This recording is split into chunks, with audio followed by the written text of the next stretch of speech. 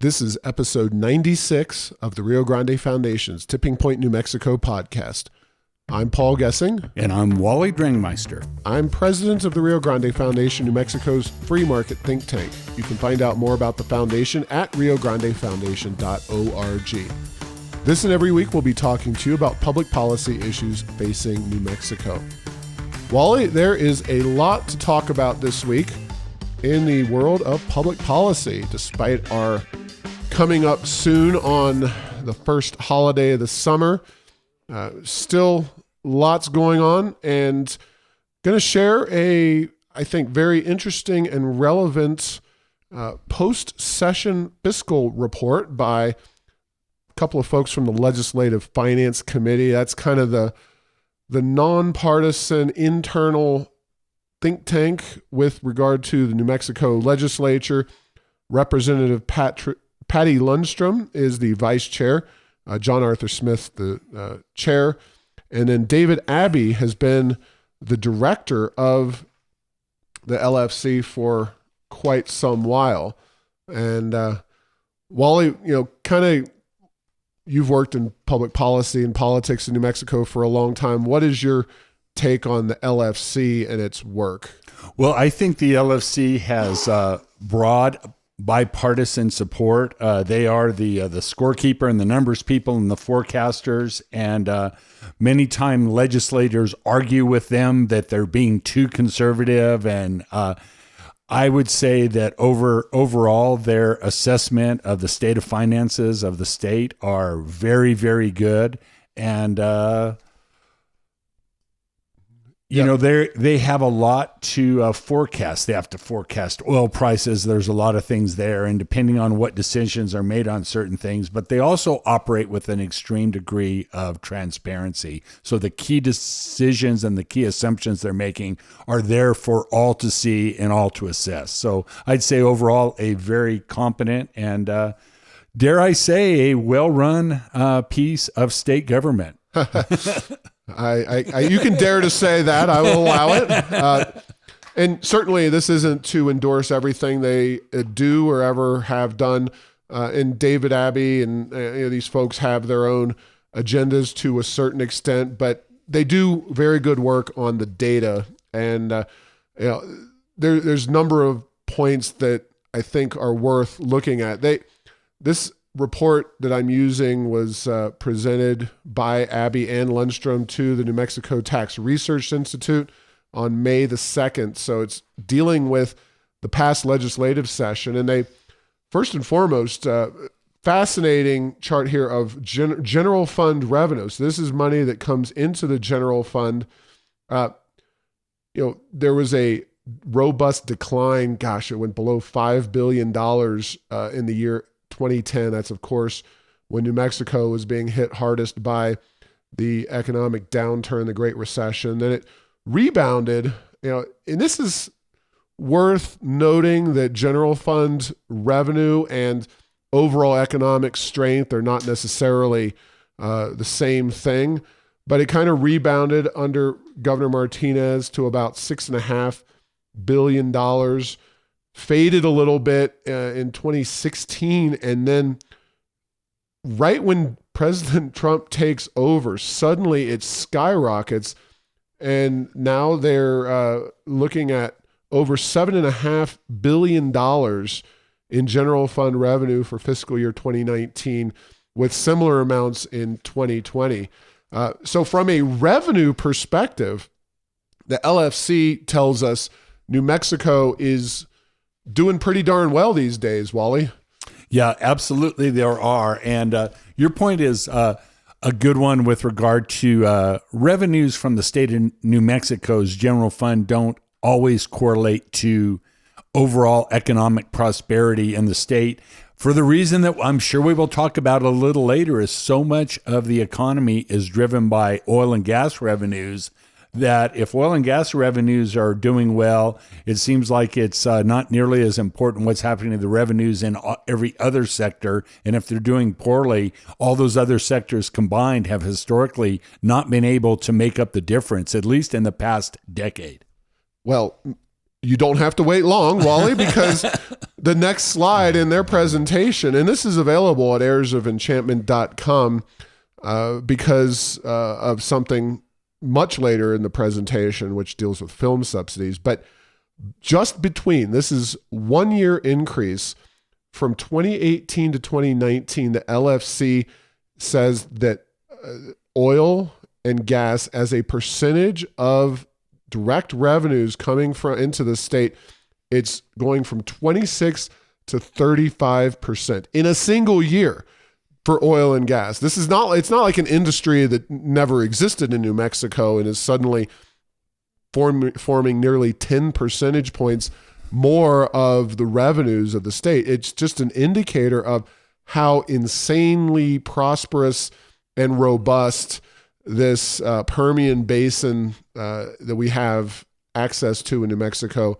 is, and how much money is flowing into the state's coffers due to this. Yeah, and if you look at those, to be real clear, direct revenues are things that they can assign directly to the oil and gas industry by coding.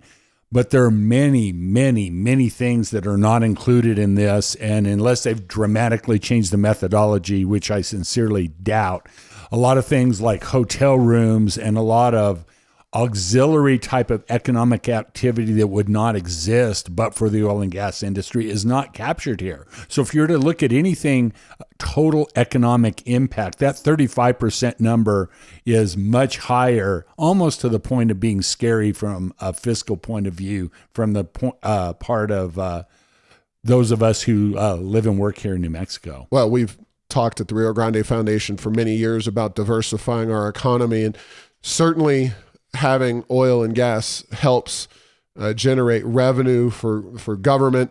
And ultimately, hey, my wife works for an industry that receives a lot of contracts from the state, and those dollars that are being spent in state agencies, in my wife's case, it's for office furniture.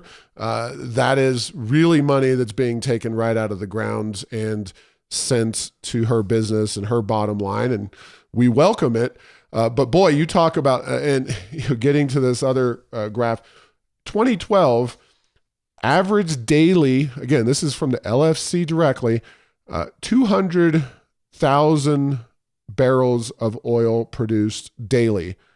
On or about in 2012, 200,000.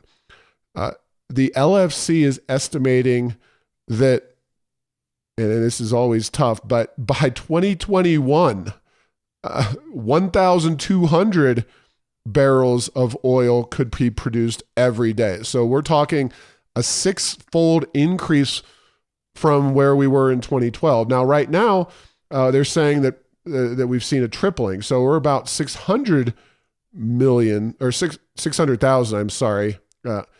So we're talking doubling even from today, just in a couple of years. In many ways, the LFC is showing happy days are here again on the backs of New Mexico's oil and, to an extent, gas industries. Those are amazing data to look at and contemplate.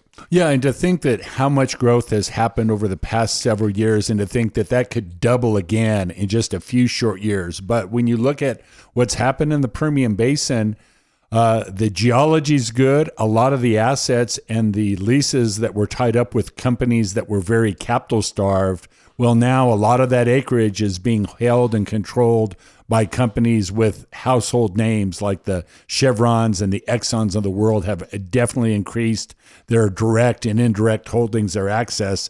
And those folks tend to not have capital being the big limiting factor. It's their ability to get these oil wells drilled economically and get the product to market. And while we may not like rising oil prices when we go to the pump, the LFC, again, $1 change in the average price of a barrel of oil has an $18 million impact on the general fund. A 10-cent change in natural gas prices has a $10 million impact on the general fund. And we forget about natural gas because prices have been so far down for so long that we haven't seen a lot of movement on the price, but production levels have been going gangbusters. And with more and more both oil and natural gas being produced, Wally, these should be the happiest of happy days really in New Mexico history, but we have the second highest unemployment rate in the country. And again, the industry does not employ quite as many people as it used to. And even in the best of times, oil and gas is not a huge employer for New Mexico. But when it comes to generating money and filling those coffers for government, boy, oil and gas are amazing. So the politicians, plenty of money to spend, probably again in the 2020 session. Well, I've always said that we are running out of oil, and I just don't know what we're going to do 500 or 600 years from now. But in the meantime, you just wonder what's going to happen with the politics of energy and the price of energy. The fact that we have revenues coming into our state, are we going to use those in such a way that it helps to diversify our economy? Or are we just going to spend that money and if and when the bottom ever falls out of this industry, we may be 50th by a large margin from an economic point of view if we're not careful relative to the other 49 states that we compete against and with in our American economy. No doubt about it. And, we at the Rio Grande Foundation would certainly urge tax cuts, some kind of tax reform to the gross receipts tax. You could even get away with some kind of individually targeted programs for reducing tax burdens of businesses that you really want to see. Hey, reach out to Amazon.com. They left New York. What'll it take to get Amazon in New Mexico? Some of those game-changing, permanent or more or less. I mean, nobody sees Amazon.com going anywhere, losing market share, et cetera. It's seen as a growth industry. Instead, what New Mexico is doing is dumping increasing amount of money into film industry and film subsidies. And of course, film moves very easily, very quickly from state to state, especially given that, a really good show lasts 5 or 6 years. A movie lasts, filming is 6 months, 9 months, whatever it might be. Again, directly quoting Legislative Finance Committee. This is not Rio Grande Foundation putting this out. It's just us noticing it, us noticing the media ignoring it. Here's the quote. Film credit changes. So SB2 in the 2019 session estimated to cost over $500 million to the general fund over the next 5 years, in addition to the $250 million that would have been paid out under the existing cap. So the existing cap is $50 million, so over 5 years, that's $250 million, not too hard. And then $100 million annually due to the new cap, the new legislation. So we're talking $750 million over the next 5 years to one industry. And then they also say this is the most significant state investment ever in a single industry for economic development, despite evidence of about a 40-cent return on the dollar. Again, this is the LFC. This is not Rio Grande Foundation, but it is absolutely worthwhile information to know and to see how these glorious tax dollars generated by the oil and gas industry are being squandered, I think it's safe to say, by the politicians up in Santa Fe. Yeah, it's interesting. We have the industry that is the hardest to move, the oil and gas industry, because to the extent, now that doesn't mean that production can't go elsewhere and new wells won't be drilled here. But once they're drilled here, they are here. They are New Mexico wells, and we're using that to subsidize the industry. If there's another one that's more transient in nature and more likely to go to another state or another country if they get a better deal than the film industry, I don't know what that would be. No doubt about it. And it is worth noting that in addition to all of this, the film industry is going to be receiving, I think, $225 million due to the one-time payouts of the backlogs from the $50 million annual cap that had seen a buildup of subsidies owed by the state to the film producing companies that will be paid out. So I've already implemented a number of these slides into my own presentations that I've been giving around the state, and it's a very worthwhile report to pull down and look at. Again, errorsoфenchantment.com. We've got a link to it as well as the relevant slide. And I based an op-ed opinion editorial about this particular issue, the film subsidies, that is, off of the film slide and kind of past work we've done that ran in at least a handful of newspapers. And the title was Legislative Analysts Agree Film Subsidies Are a Money Loser. And so I would encourage folks to go look through these various slides and information. It's really indicative, I think, of a lot of the things the Rio Grande Foundation has been talking about. We're always labeled as right-wing, conservative this, we hate film, all these various things. We love oil and gas. Well, if you love New Mexico having money, and I can see reasons why you might not love the state having money, but if you are supportive of the state and its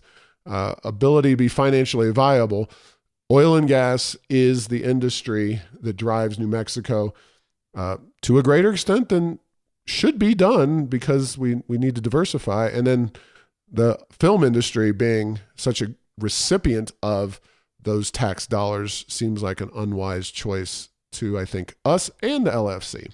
Yeah, and then a final point on back to the fiscal year 2019, the actual revenue versus the forecast. The things that are driven predominantly by the oil and gas industry, gross receipts tax, because you pay gross receipts tax on the rental of the drilling rig and all of that, that is up. The mineral production taxes, because of increased production, also up, of course. Rents and royalties also up again because of state operations within oil and gas. Actually, the diversification that looks like it's going worse than at least the LFC projected, because when you look at personal income taxes, that was actually lower, the amount of collections. So collectively, New Mexicans' salaries and the companies that pay income taxes directly were down. And then one final note, it always makes me smile. Under mineral production tax, there's a little asterisk, Paul, that says includes the oil and gas emergency school tax. Well, it's been an emergency since 1935, and yet, once again, it is still an emergency. The most inarticulately named tax in New Mexico, or it's an emergency every year now for close to 85 years. Well, that reminds me of the tax that we paid on our telephones, and I believe that was also applied to cell phones that was supposed to pay for the Spanish-American War. And I think our friend Grover Norquist and some of the folks in Congress were able to get that repealed. It's been a decade ago, so it only took it's been a year or two since the Spanish. It only took them 110 years to get rid of that tax. So I expect that 1935 plus 100, so minus 10, about 2025, we can expect the emergency school tax to go away here. Continuing with the theme, Wally, and there's plenty more to talk about in New Mexico public policy this week, but sometimes, and I think the LFC did a good job here, but we at the Rio Grande Foundation have a tendency to also be curious about how public policies are affecting, various outcomes. Too often, the idea is, we want to do X, we want to reduce poverty or child hunger or whatever. Let's spend a bunch of money to do X. That doesn't necessarily mean that you're going to succeed with that policy, but a couple of things that were done actually, mostly under the Obama administration, and with impacts, the policies by the Trump administration that would in some ways move in the opposite direction. And I'm referring to oil and gas. This is, as we just said, New Mexico's marquee industry. Crude oil exports were approved under Obama after being bottled up for decades since the 70s. And then liquefied natural gas, something we have a surplus of. Exporting these two products is a boon to New Mexico, and we are seeing it in real time. But Trump is also going after China and levying new tariffs. China is a potential destination for crude oil as well as liquefied natural gas. So, Wally, when I was initially, so this is about 6-7 years ago, talking to some of the folks at NMOGA, the New Mexico Oil and Gas Association, wonderful folks, but they didn't seem to have a very good grasp on what was happening in the policy sphere. But these are pretty important areas. I mean, we've seen tremendous gains in U.S. exports of crude oil as well as liquefied natural gas. What have you seen on these issues over the last several years? Well, the fact that we can export oil now, huge game changer. And oil is now a positive economic driver for the U.S. economy. Think back to the 70s, the Arab oil embargo, and what happened to prices and how the United States was basically put at the mercy of Middle Eastern oil supplies, and how much that has changed in just, a few, less than 2 or 3 generations. That has changed. Huge game changer. Now we're seeing that because of things like not adding pipeline capacity quick enough to get this oil to market, we're seeing a pretty big difference between Brent crude, which is the proxy for the world crude oil price, and U.S. crude West Texas Intermediate, which again is the proxy for the price. That is, over the years, that's gone up and down. And actually, there has been times where the West Texas is higher, but in the modern era, in the last decade, it's somewhere between $2 and $12 difference that we actually get less, or our producer gets less for the price of their oil in the U.S. than they would if they were produced elsewhere. So what does this all mean? I think the effects of a trade war with China, the direct impacts about overall trade, might be way more substantial than the actual energy part, because oil and natural gas are such fungible commodities that as long as that the markets can adjust, and even if two countries are fighting and have challenged trade relations, if there's a third party in between them that can kind of balance things out, that's much easier to do in energy than it would be, for example, with electronics or consumer goods. There's not really a third party market maker like there is with a commodity like oil and gas. So I think that trade war is very important. But my analysis is that I'm much more concerned as I look at it from the overall trade impacts, the slowing of the world economy being more of a driver than maybe what would happen with regard to the commodity of oil and the commodity of natural gas. Yeah, and it's kind of not all these charts and these movements in these industries aren't necessarily moving in one direction. For example, crude exports, basically were zero in this country until 2015, 2014, when that restriction was repealed. Now it's 3,000 barrels per day, and I'm a little off on my math, but it's basically been a straight line upward in terms of U.S. crude exports. And as we get more capacity laid in terms of piping in this country, we'll be able to further take advantage of this. And these are foreign dollars flowing into not only the United States, but into New Mexico. And those are huge new markets. That's the beauty of free trade. And then an article for May the 6th, oilprice.com, EU promises to double LNG exports from the United States within 5 years. Again, more money in New Mexico's pockets, more jobs for New Mexico. As an added bonus, we're not a foreign policy podcast, but the main competitor is, of course, the Russians and Vladimir Putin. So this is impactful in the foreign policy debate as well. So I blogged about this at errorsoфenchantment.com. Something we are keenly aware of because New Mexico doesn't export a whole heck of a lot.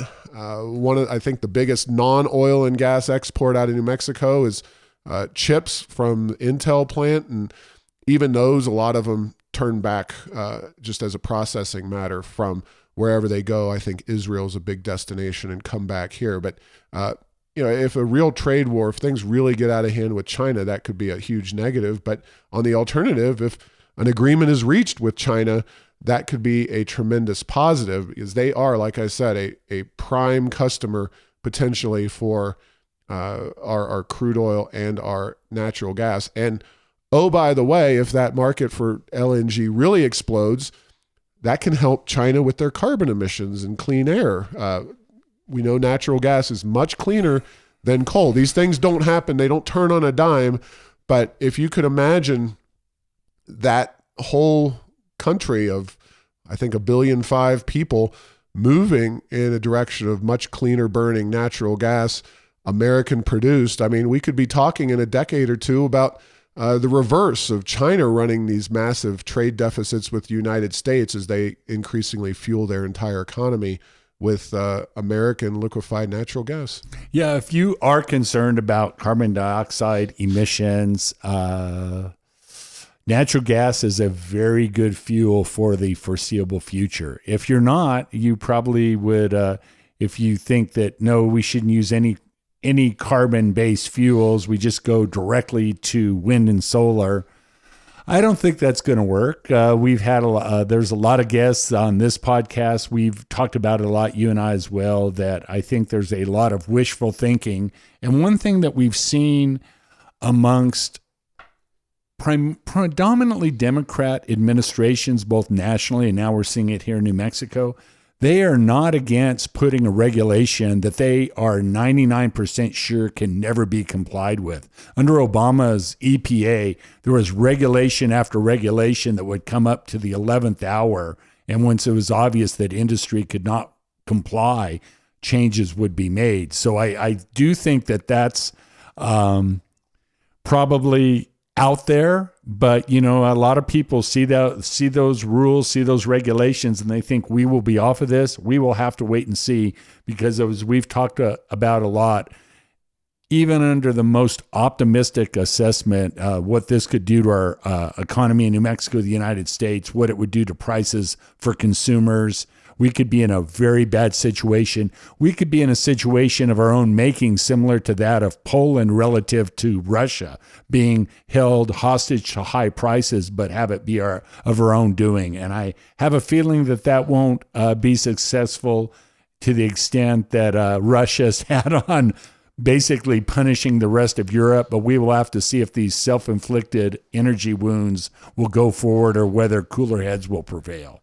Yeah, just as a general rule, it seems that most Americans have these very inflated ideals and or tremendous ignorance about what policies will actually look like when they're implemented after their city councils or county commissions or state legislatures or even national, EPAs and Congresses adopt them. And then when the rubber hits the road and they're facing additional cost burdens and it's really starting to impact their day-to-day life, people tend to be much more rational and much more willing to balance. And it's not about throwing the environment overboard. The environment is cleaner than it's basically ever been, but throwing some more balance into the mix in terms of the costs and the benefits of these green policies. And, we're going to move in this conversation, Wally, to a little more of a lightning round. And, we've got policies right now. Speak of the devil, Bernalillo County. Your wonderful wife, Carol White, leaves town for a week vacation in Hawaii. And sure enough, Bernalillo County is ready to ban plastic bags and adopt mandatory paid sick leave in one fell swoop. Now, they didn't do it yet. These are not adopted, but proposed. Yes. This past week. Pretty surprising to a lot of folks in the kind of political classes and the business community. I don't think folks were aware that Bernalillo County was planning to act on either of these issues. But they're kind of doing the monkey see, monkey do thing on the plastic bag ban, trying to implement essentially what Albuquerque City Council just did. Hasn't been implemented yet. It won't start until January 1, 2020. Of course, mandatory paid sick leave, that was rejected by Albuquerque voters, and Bernalillo County's proposal would, as the plastic bag ban, would only directly affect folks in the unincorporated areas, so outside the city proper, which is a lot more folks than you might think. There's a lot of folks who live right around, nestled into the Albuquerque area, who are not technically residents of the city itself. So the beat goes on, Wally. Yes, same song, same verse. And we'll be working hard again on both of these issues. Paul Gessing, the president of the Rio Grande Foundation, I was there last week to decry county commission going after these two different bad policy issues. But of course, it is a 4-1 progressive dominated county commission here in Bernalillo County. It's going to be a tough battle. Voters keep putting these folks in, and at some point they're going to have to vote them out in order to stop this kind of policy from moving forward. If you are a government employee, especially a high-level government employee, this was a very good week. Speaking again of oil and gas flowing into both the city and the state, top-level top-level employees of the city of Albuquerque got some big raises, and from the Keller administration, and the Rio Grande Foundation was there to explain why this might be a little extreme. Michael Geyer, the chief of police, got a $20,000 raise. The chief administrative officer, Sarita Nair, received a $19,000 pay raise. Nair makes $190,000 a year now, and the chief of police makes $187,000. Fire Chief Paul Dow went from $136,000 to $150,000 annually, and Lawrence Rael, the chief operating officer, now makes $185,000, up from $18,000. Now, it doesn't require a math genius to know that this is a heck of a lot higher wage increase rate than run-of-the-mill city workers were getting, which not too shabby themselves. I think they got 4% in the last budget. But boy, and then, Michelle Lujan Grisham, her administration as well, giving 17% raises to each cabinet secretary. That's a really healthy increase as well. So yeah, good week to be a top-level government official throughout New Mexico. Wally?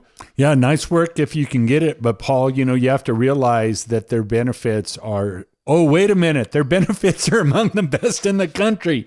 So in addition to having some nice salaries, the benefits are there. And I do believe that at some point we'll probably talk about this again in a future podcast. We have very rich pension plans here for public employees, both state and then by extension down through to the city of Albuquerque, we're good at giving those benefits to workers. We're not as good at putting the money away to actually pay for those.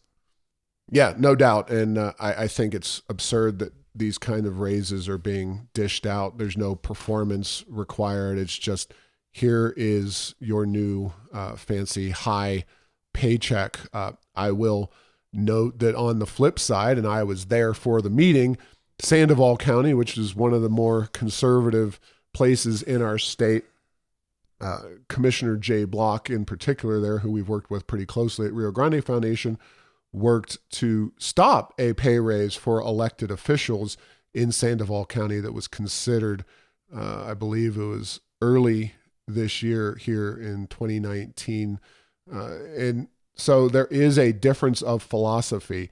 A lot of people on the left, overvalue the government officials, the cabinet secretaries, the high-level staff, and their contributions to making these entities work, whereas they undervalue often the world around them, the people, whether it's police officers or the general public or whoever. And so they just pay the top staff very, very well. And it's frustrating to watch government go forth under such principles that conflict with everything the Rio Grande Foundation really stands for.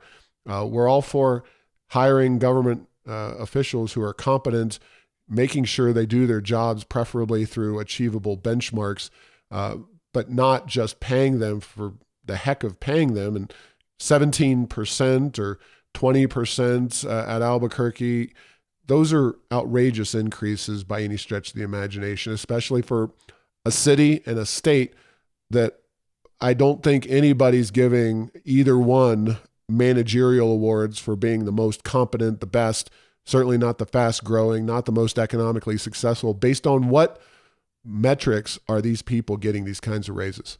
Well, and the stated reason at the state level was to make the state more competitive with the private sector. Well, the private sector is struggling, with the exception, as we talk in this podcast and others, the oil and gas industry. It must be to make it competitive with the private sector of other states that we want these cabinet secretaries to come to New Mexico, because still 128 is still pretty good in the private sector for most industries in New Mexico. Yeah, no doubt. There are not a lot of big CEOs. Certainly the number of publicly traded companies in this state is pretty limited. And yeah, there's some private businesses where folks are making well into the six-figure number, but they're also dealing with a lot more accountability and nowhere near the benefits that you're getting in governments in terms of permanent pensions and sweet healthcare benefits. So that is really where it turns apples to oranges. Government is much more lucrative. And we've got the data. We've talked about it before on the blog, heirsofenchantment.com. We've talked about it in this podcast. There are plenty of generous benefits and pay packages in government, and it's got to stop. But again, you elect politicians who buy into that, and they're going to spend the money when they have it. Couple of last local issues to deal with, and we should probably do more in-depth analysis on these as we move forward. But ranked choice voting in the city of Albuquerque. Again, our buddy Isaac Benton, the city councilor, progressive, all the way back, is pushing for ranked choice voting. And basically, the idea is if you have all these candidates, say 5 candidates, they take out you rank your preference for all 5 of them, and the bottom one in each round of voting, if you don't have a majority by one candidate, that person gets dumped out of the process. Then you go to the next 4 and that you figure out who has the most votes. I don't think it's an incredibly terrible concept. It's got more room for, I think, fraud and manipulation than the traditional system. But boy, it just seems like they're changing everything all at once. This might be something to have a educational hearing and talk about doing over a couple years, but he wants to do it this fall. Yeah, and I'm with you. I've looked at this issue just a little bit, but I think I haven't necessarily looked at studies or anything. That's something I think I'd need to do before weighing in completely. It's certainly there is some logic to it, but yeah, why are all these things so important when we should be working on our economic and crime issues here in the city of Albuquerque? That strikes me that we are way into the frivolous weeds from a policy point of view and not really doing the meat and potatoes that is so important to the city. And finally, Mayor Tim Keller, city of Albuquerque, wants to, or at least has proposed, that that the city charge people for having crashes, some of the really bad crashes, I guess, ones that require maybe a hazmat team or some kind of cleanup crew to come out, and that folks who have those would be charged a fee. Now, this is not really a new idea.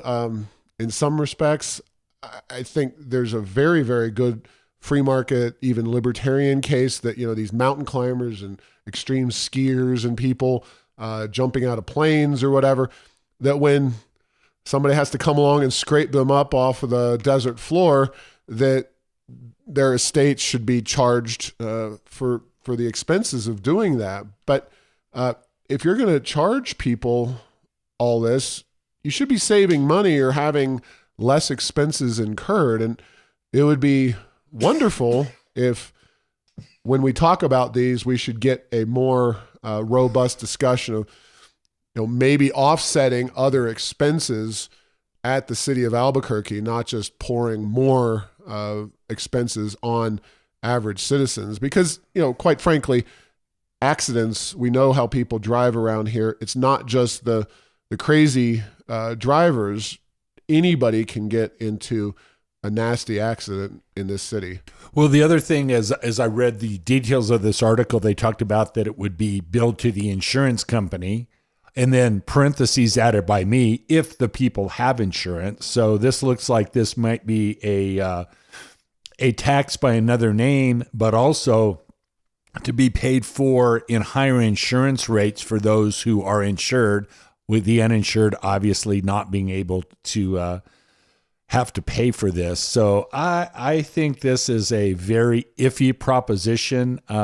Where do we draw the line on that? I don't see what great efficiencies there. I certainly don't think that I am going to say, I'm going to drive just safely enough to get into an accident, but not an accident that requires the hazmat team. So I don't think there's this moral hazard issue on this one. I think it's a tax by another name. No, I certainly agree with you. And it says it would generate up to $1 million in new revenue only annually. And that's not a tremendous amount of money for the city itself. So I agree with you. The people that are most likely to drive like crazy people and ride their motorcycles like crazy are unlikely to get the word that they may face additional fees. And of course, if they're not insured in the first place, as we have so many uninsured motorists around our state, then how is the government going to go after these people? It seems like it's ultimately misdirected. But you're right. Government, in its never-ending attempts to get more of our money, is doing just that as they give, this is the city of Albuquerque, as they give, I believe Geyer is getting a 20% raise or close to it. So that's where we're going to have to leave it for this week. Thanks for listening to this week's discussion. We're working every day to turn New Mexico around. Go to RioGrandeFoundation.org for more information or to support our work.